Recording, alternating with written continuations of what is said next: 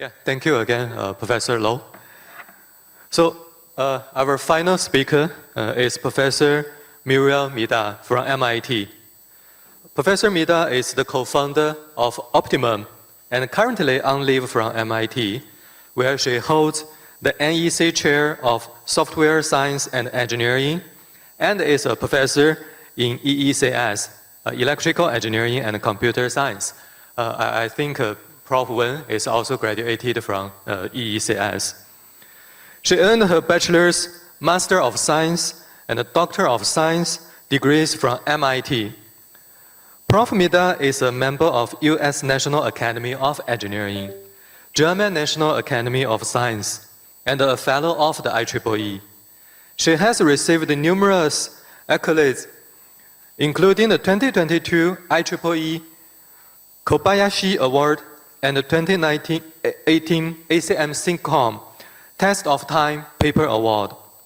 She has also served as EIC Editor-in-Chief of IEEE Transactions on Information Theory and IEEE JSAC, and was President of the IEEE Information Theory Society, with over 70 patents to her name, and most of them are licensed. She also mentored more than 40 masters, 20 doctoral, and 25 postdoctoral students. In this talk, Prof. Medard will take us into the future of Web3 with her pioneering work on the Optimum data socket. And let's welcome Prof. Medard. Thank you very much. Gonna try to see if the clicker works. Okay, great, thank you so much. There were two buttons, I chose the wrong one. Okay, thank you so much for inviting me. It's a pleasure to see many colleagues here. As we said, my name is Muriel Medard. I hold the NEC Chair for Software Science and Engineering, which is the school-wide chair. And I'm currently co-founder of Optimum. I'm on leave to pursue this full-time. Let me just go back a little bit to how I came to be doing this. So about a dozen years ago, actually like around 2012, 2013, my colleague Nancy Lynch and I, so Nancy had the NEC chair before me, we happened to be in a very boring committee together. The committee's name will remain unspoken. And so we were, as opposed to always paying attention, we started talking about more interesting things to us. And we were trying to wonder, if you really understood consensus and you really understood information theory, what would you do, right? Like literally, where would you start? What would you have done differently? As we were thinking about this and also coming at it with a networking side, a little bit of the discussion is, okay, what makes a network successful long-term? So if you think of networks that are successful long-term, I would say the electric grid is very successful. And the reason it's successful is because there's a socket that you plug into. There's just a few different sockets. I mean, I have an adapter here while I'm in Singapore, but there's a socket. If you look at Web 1 and Web 2, you also have a socket.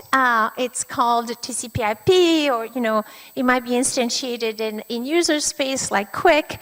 It could be a UDP socket, but it's a socket. So question is, what does a socket do? Well, a socket is giving you an abstraction. So the abstraction in the electric grid is I have multiple sources. It could be, a power plant. It could be my neighbor's solar panel, and those are all aggregated so that I get a virtual battery, right? So the socket is my ability to plug into. Pardon? Yeah, I think there is some mic. I can see some more.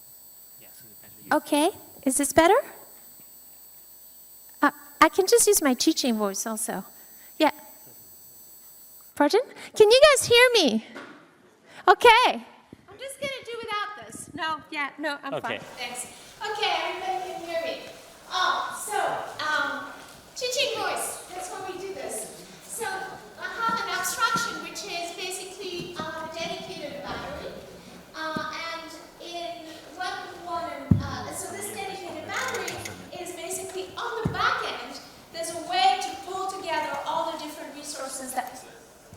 Don't ask me to change again. Okay, thank you. Which is, how do I pull together all these different sources? Now, in Web 1 and Web 2, what there is again, there's the network, which is just a big mess, which we all know what it is. And the abstraction is that there's a point-to-point link. So there are multi-hop connections in there and so on, but it looks, when I do use a socket, that there is a dedicated link. So the abstraction is giving me a dedicated link. Okay, we're going now to Web 3.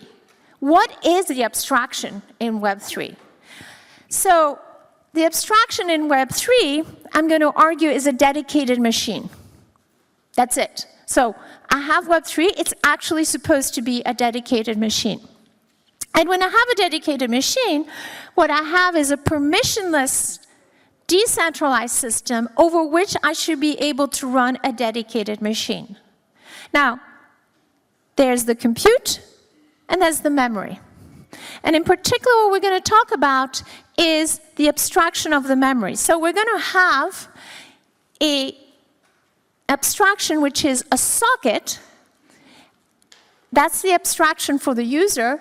And on the other side, I have to have another system which is taking all of the resources of Web 3 and producing them to that socket as though they were a single RAM.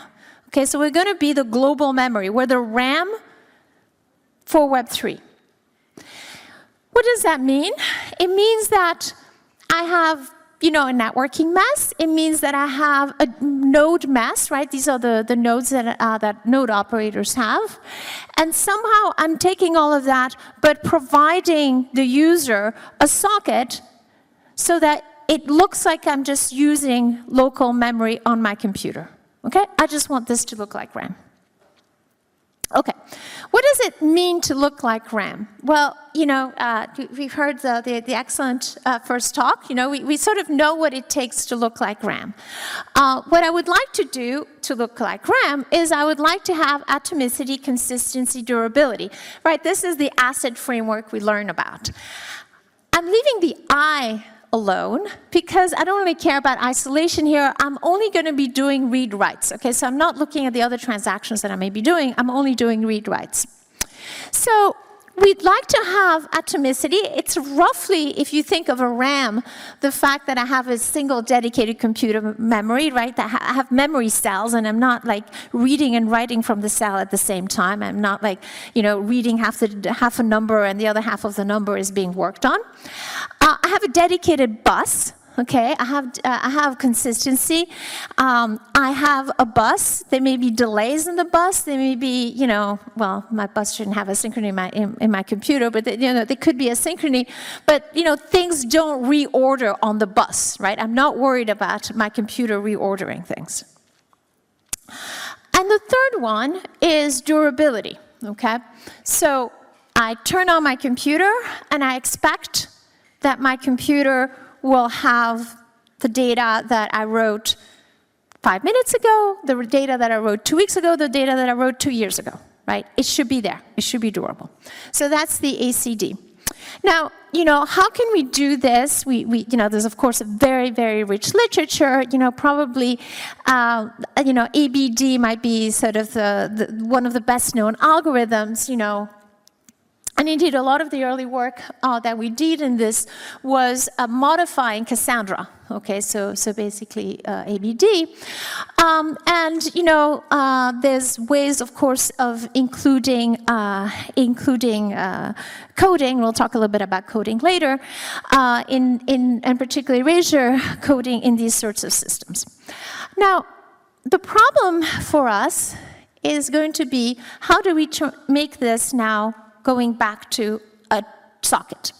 So let's go back to Web 2, right? Because I'm not going to show you a socket that's there in the wall, right? We can always just stare at the wall and see what a socket is.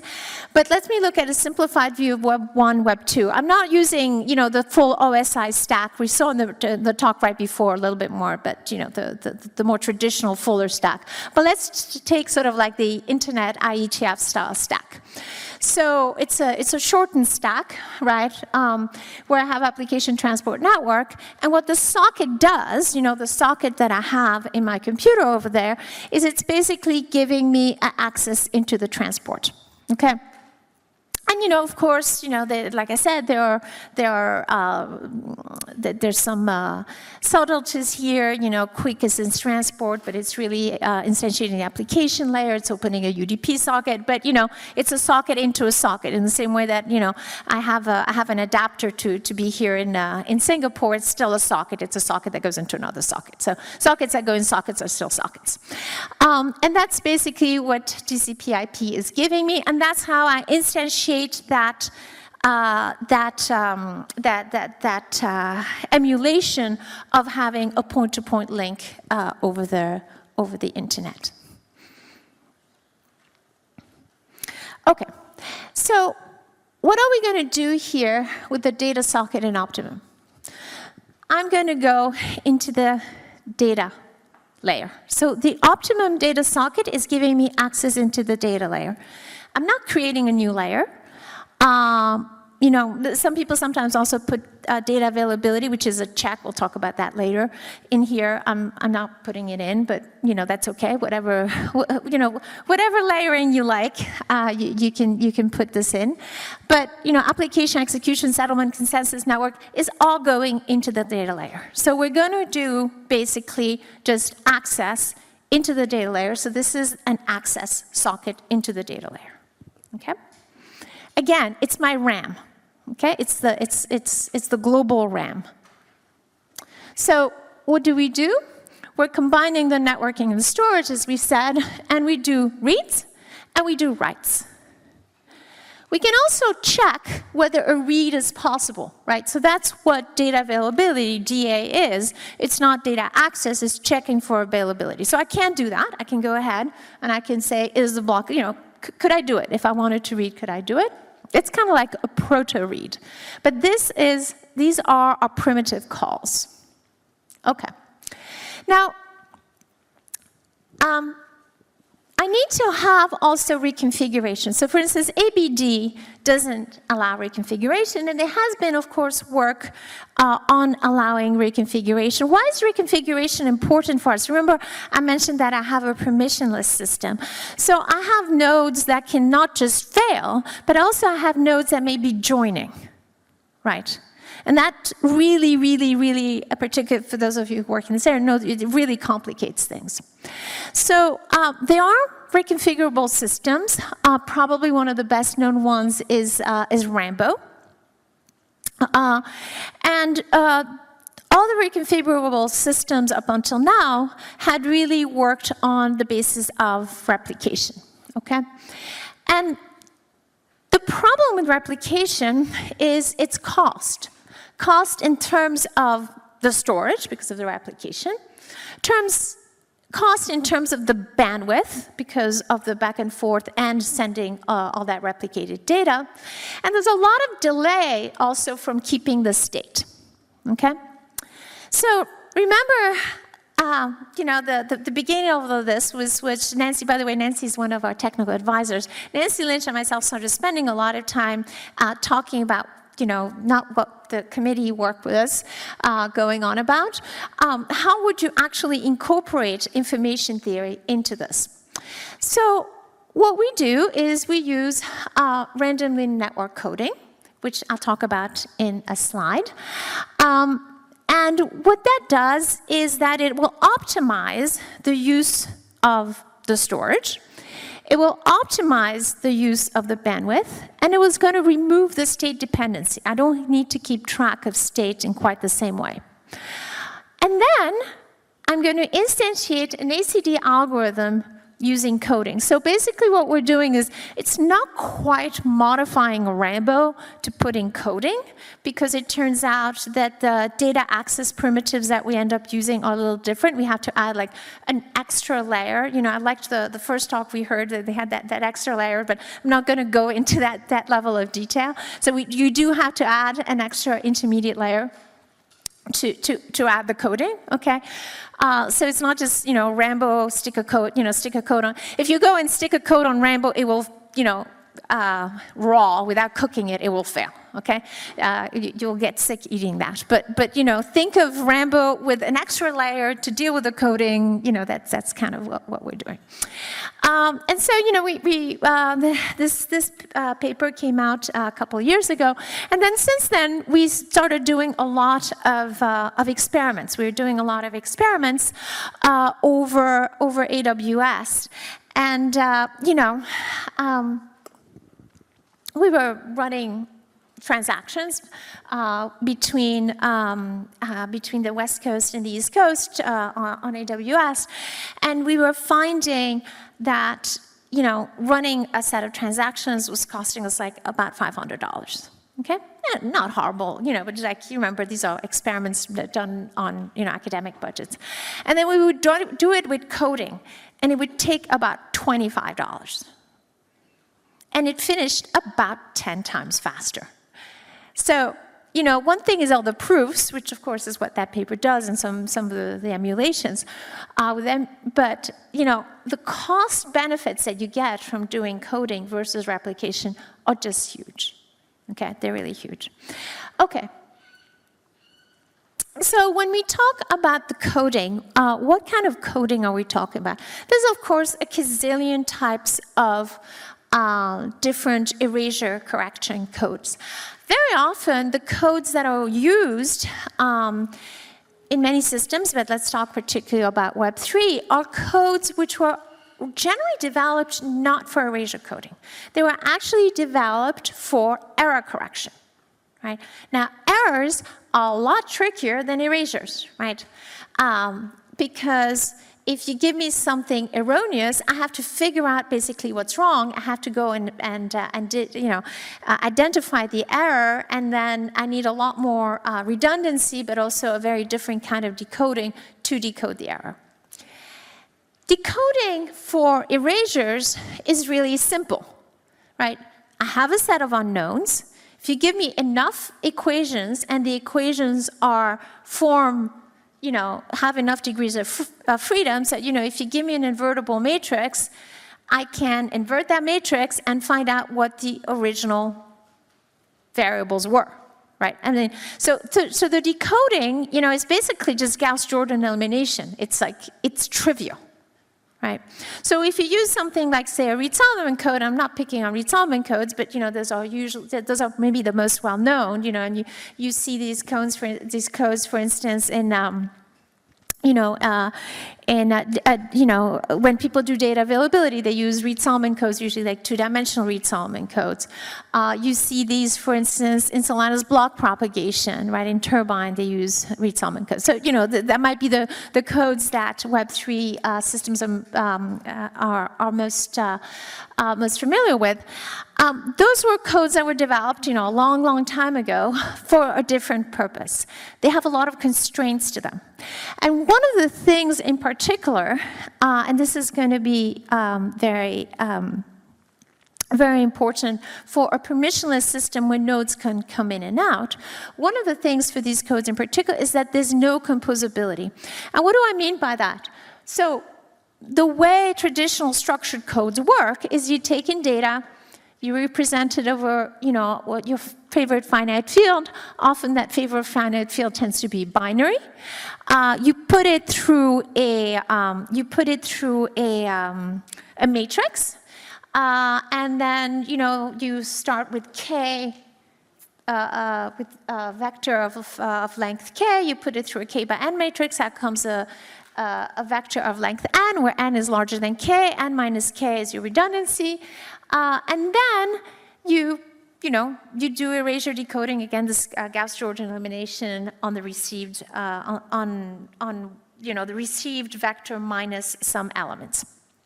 Okay. The problem is you always have to start with the original data. So what will happen is you will always need to download the original data and start from scratch. What we're going to do here is we're going to use random linear network coding. So what's the idea behind random linear network coding? Remember I said you pick your favorite finite field, and lo and behold, in a lot of coding, that favorite finite field is binary. Instead of being in binary, I am going to go to a larger field size. That's it. Now, why do I go to a larger field size? I go to a larger field size because I am going to pick the coefficients randomly. And if I'm going to pick coefficients randomly, I need to have enough choice so that the random matrix is with high likelihood, the random matrix of the coding, even after we've had whatever erasures, is with high likelihood invertible. Okay? So it's just a random matrix result, in effect. I mean, you can prove a lot of things and you can get really fancy, and we have, but it's really just, you know, a random matrix result. From that, what happens is you can take combinations of different equations. Basically, you can take combinations of combinations and have a valid combination. So I don't need to decode before I recode. I can recode on just different coded pieces. If instead I do something like sharding, for instance, what happens is I run into the problem when I reconstruct. I run into, you know, traditional problems of, say, the coupon collector problem, right? I go and I'm looking for pieces. The first piece I get quickly, I'm really happy. The second piece is highly unlikely to be the same as the piece I already have. By the time I got a bunch of pieces, every piece that I encounter becomes very likely to be a piece that I already had. Okay? This is also, you know, depending on your background, this is called the straggler problem. So coupon collector, straggler problem, they're basically the same thing, right? So what coding is doing here is preventing the straggler problem, and that's how people use erasure coding. But we're particularly going to be using this composability, and you'll see in a minute why we use this composability. Okay, so how are we instantiating this coordination among all the nodes? So remember that to have a socket that's useful, I need two things. A, the socket, right? So there's the socket.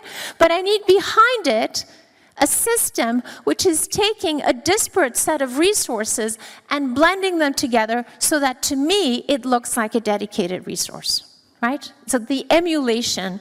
So how am I going to do this emulation of my RAM? Okay. So these elements here in the middle, those are going to be what we call a flex nodes. Why do they call them flex nodes? Because I don't need to have full nodes, right? So a lot of systems right now work on full nodes, basically, right? You have a full node, you figure out how much there is in your full node, and you know you may decide that you have 2 weeks worth of transactions in your full node, or less, or more, whatever. You know, these things keep changing. So not a full node, but let's say a recent full node. Instead, what we're having here is different, we're going to have here different flex nodes. So is that working? It's not working. Am I doing it wrong?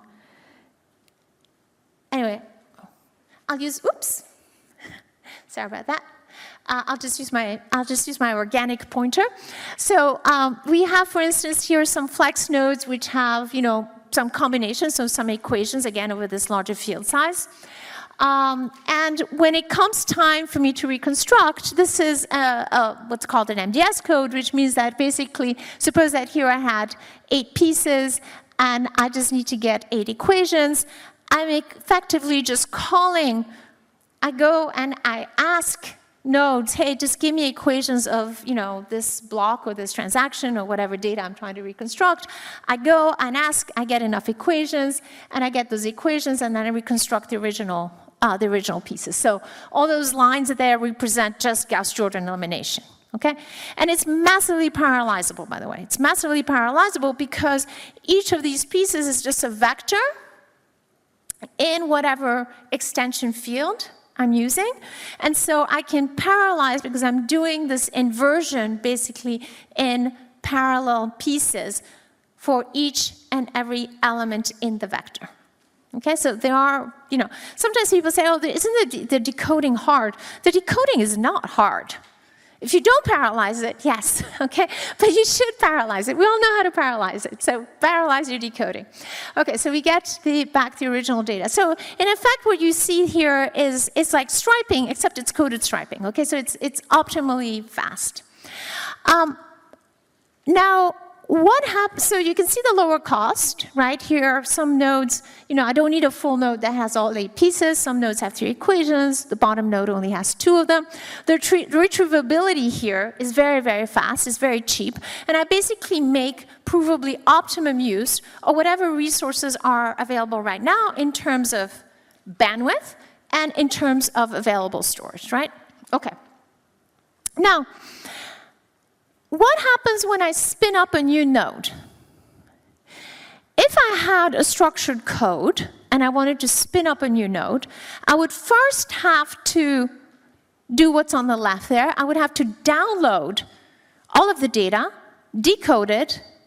I would then have to figure out what the new node would have. So suppose that the bottom node, suppose a middle node goes away, so C4 through C6, I would have to figure out what equations that node, I would need the state of whatever that node had, and I would need to replace that node, right? Because if I spin up a new node and the new node is the same as C1 through C3, I get back into having the problem of the coupon collector issue, right? So I can't do that. If I'm going to spin up a new node, it better be something different. Otherwise, it's going back to semi-replicated system. I don't want to do that. Okay. So what's going to happen here is the following.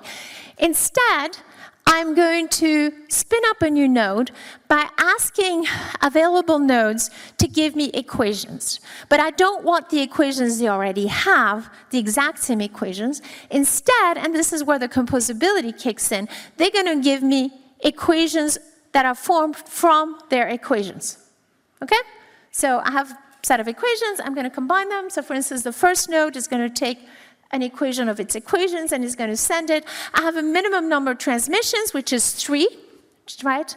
As opposed to having to have 8 transmissions to recover all the original data.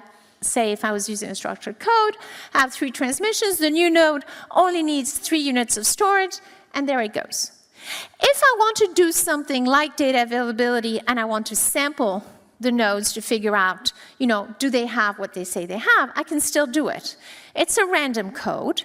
We always knew that random codes, that's already in the literature that, particularly random LDPCs, that those would be actually more secure than using something like a Reed-Solomon, because in a Reed-Solomon, it's structured, so, a Byzantine node could sort of listen to the answers and crib it, right? It's like instead of studying for the test, you found out what the questions were, and then you just repeat the answers to the questions.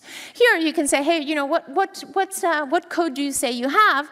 Okay, if you have that code, then I go to the full node. He gives me some challenge questions, and I ask them. So basically, I can go ahead and do the DA here. Okay. So minimum amount of effort to spin up a new node, which is, remember, what we need for the permissionless system, right? New nodes need to be able to come in, and it needs to be cheap for me to do it. Okay. I'm only going to go into one aspect that's maybe a little less obvious. Well, not that any of them are obvious, but maybe a little more counterintuitive than the others, right? If I tell you, well, you could do Rambo and you add like an extra layer in there, and you could now take into account the coding, you're like, okay, all right, I can kind of see you should be able to do the atomicity consistency. I mean, remember, replication, by the way, is a form of coding. It is. It's just a really cruddy form of coding. Okay, so it is a form of coding. It's just a repetition code. So, the fact that I can go from replication to more general coding, in a way, conceptually, is not so weird. Maybe the part that's a little funny in a permissionless system is the durability. Because if you go, well, nodes are coming and leaving. If the nodes are full nodes, I can see that it would be durable, right? But now my nodes are these flex nodes. Some of them have maybe a bunch of equations. Some of them have a few. How do you ensure that the system is still going to be durable, that I'm still going to be able to retrieve my data? So I'm going to show you here an animation. Nodes are coming in and out. These are all flex nodes. So I have here a set of transactions, but each of them only has like 4 units. And when a node comes in, it does what we saw before. It just gets provisioned with random equations created from whatever random equations the other nodes have. It just attaches, it gets whatever bandwidth is available. So it's going to be randomly attaching to some nodes, right, with whatever amount of bandwidth there is available. All right. So there's going to be an animation here, which is going to start over and over again. It's on a loop. I have 3 axes here. Bandwidth on axis X. Storage on axis Y, so that's storage/memory per node. We want to be as small as possible, so I want to be as close as possible to 0 on that XY horizontal plane. And on the Z axis is reliability. I want to be at 100% ability. So here you can see this is an animation. These are different rounds. At each round, nodes leave and nodes come in, and they randomly attach. Okay? And you can see that around round 7 with the current infrastructure, it dies. If I shard and I don't code, it dies. Okay? What I'm showing you here is with RLNC, with randomly network coding.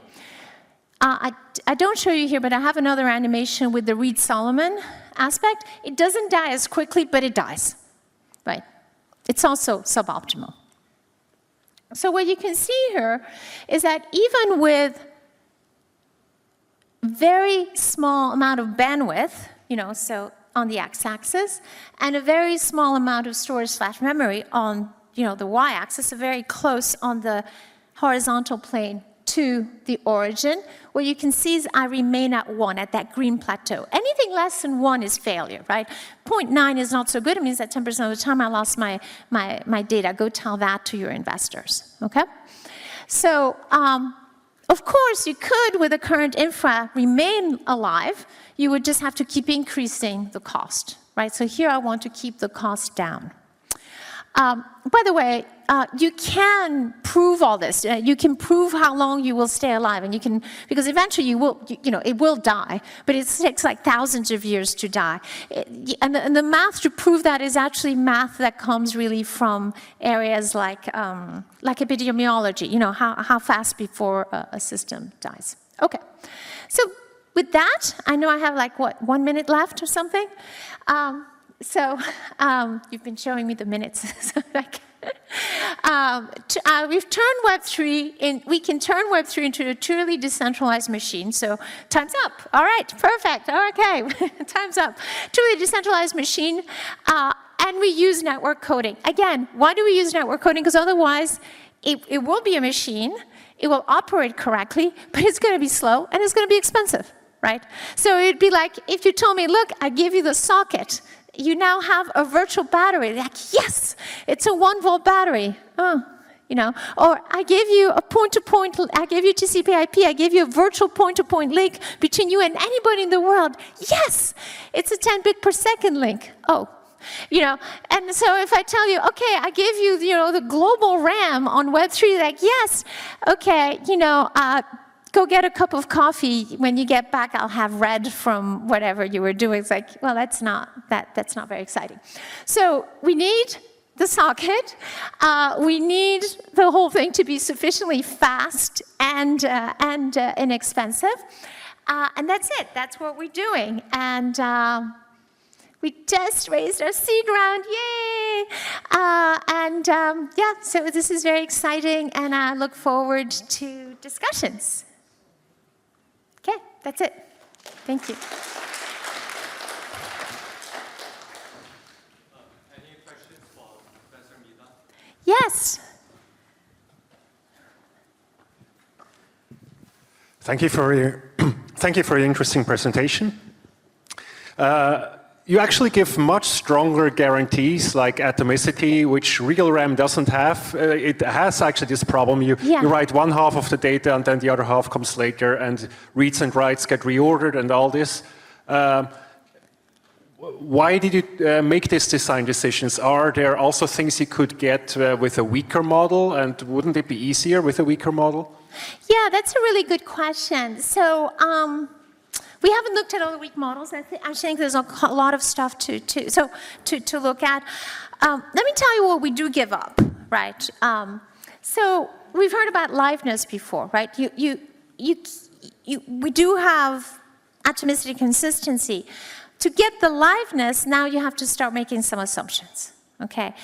Either an assumption on delay, okay, so basically the time that it takes to complete some of the data access, some of the DApps, or you need an assumption on the rate of reconfiguration. So what you give up is liveness. So for instance, something that would be interesting is to say, well, if I wanted to have liveness without either the delay assumption and or the number of reconfigurations, could I have something, you know, somewhat weaker than consistency, especially because we have strong consistency, yeah. So, you know, I think there's a lot of interesting stuff to do here, right? But, you know, there is something in here, like always, right? And in this case, it's the liveness. Now, I'm not so worried about the liveness because, again, as long as I have delay limits, you know, I can have liveness under those constraints. That's also one of the reasons why the coding is so important, because in practice, it really reduces the delay. And so it makes the likelihood that the delay will be sufficiently below the threshold that I will be able to maintain liveness. Thanks. Thanks. No, great question. Yeah. So thanks for your talk, Muriel. So I still remember when I was an undergraduate student, right back to 2005, the first research paper I read was from you on network coding. And you didn't leave the field. Yeah. Then my PhD thesis was on network coding. Yeah, right? yeah. These days, as a professor, I'm still reading your papers. So thanks, Muriel. Yeah, thanks, Muriel, for the 20 years of inspiration from the research side. I really appreciate. Yeah, I have two questions. Yes. Okay, so that was to soften me up, and now you're going to give me the hard questions. All right. Okay, let's go for it. Yeah. Yeah. So the first is to check my understanding, right? Basically, the take-home messages I received are the following. Number one, right, the power of network coding in the Web 2 world can be carried over to the Web 3 world, right? Because there are many similarities. But in particular, it seems that the advantages of random linear network coding can be even sort of amplified in the Web3 world, because Web3 is about permissionless, right? These nodes that come, leave, like no patterns, whenever they want. So in this way, maybe Web3 world is a better place, right, to demonstrate the power of random linear network coding. Am I right? I think you're correct. I think you're very much correct. And I think what happens also is, you know, in Web 2, often what happens is people just over-provision, right? And so they get around coding because they go, well, I'm just going to pay more for it. And you're like, you know, you shouldn't pay more in terms of, you know, watts transmitted so that, you know, you don't have to deal with Galois, you know, it's like, just get some math going. So, you know, but okay, whatever, right? It's really hard to over-provision yourself down to really, really low cost, really good performance in Web3, right? And that's why you see these delays, which are considerable, right? So basically Web2 is like, I basically don't see the delay. Yeah, okay, every so often, you know, it takes a little longer to load. But in Web3, you do see the delays, and they really have big financial consequences, MEV, but, all kinds of other consequences. Yeah, absolutely. I agree with you. Yeah. Cool. Yeah, so the second is related to this, right? Because if we think in this way, like the technology, right, you have developed can be used to further reduce the so-called confirmation time or time to finality, which might be a big thing, right? For example, for MEV and other things, right, like Web3 people are talking about. I believe so. At least what it's going to do is it reduces one of the aspects, which is the data access part, right? I mean, you still have, the protocols will still have the issues that they have, but at least a lot of it won't come from, at least the data access part. And I'd love to hear from others if they have seen these numbers. I haven't seen, the numbers that I have seen are more, let's say, how would I call it? It's more people giving vignettes and rather than complete data dumps of exactly what the delay is. But and as my husband likes to say, the plural of anecdotes is not data. But it's just. You do see that the data access is an issue, right? Let's put it this way. The data access is definitely an issue. Exactly what part of the whole issue it is, I think it's not understood, at least not by me and by people I talk about. I'd love to hear from others. But it's a really issue. At least you can try to really reduce that part. Yeah. Thank you so much Thank for you all so the much. inspirations. Yeah. Thank you. I think there's another question. Also, by the way, I know that I think there's like coffee or something. Yeah, coffee. Maybe we can take the question at coffee, and then I'll be caffeinated. I might even answer it correctly. Okay, all right. Okay, good. Thank you so much.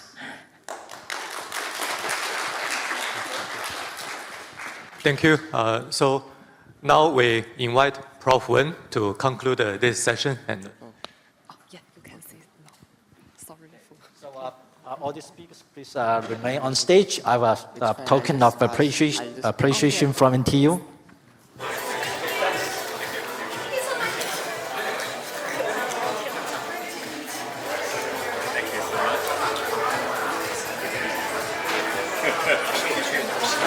Okay.